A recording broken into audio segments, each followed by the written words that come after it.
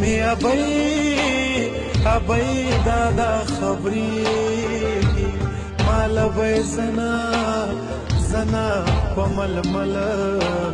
ململ تړلې وینا.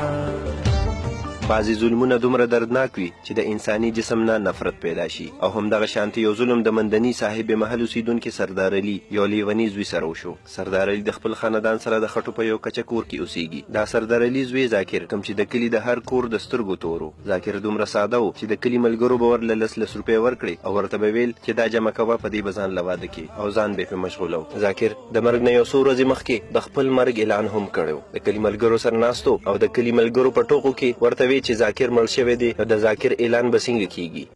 سردار علي دوی مشر دوی ذاکر شاه ایته دی هغه جنازه ده پنځه بجې جنازه ده بس څه کوي که چې به پته یې ما ته ناڅې به وي ما او ټول به جنازې ده هغه ته وي دی پاکه زما پلار ته به وایي ذاکر دا ستا زوی دوا به وایي ما دوا وکړو ذاکر شاه مال به زنا په ململ تړلې وینا.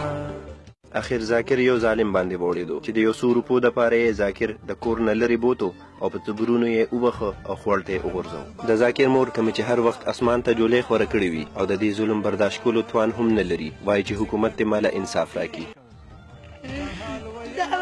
کور ته راځي چې کله زما زوی کور ته راغلی چې کله ذاکر جان یې ونې کور ته راغلی نو دا باندې راځي کور ته یعنې خانچه به کور ته نه راځي او حقه اوبو ته بیا چې غاره به داسې بیخي نه پرېږدمه حقه اوبو ته بیا غورځوم او حقه شپږ ورځې به پکې تېروي او حقه درې ګزاره به ونه ورکومه زما لیونی زوی اوبو ته غورځولی دی او شغارلی دی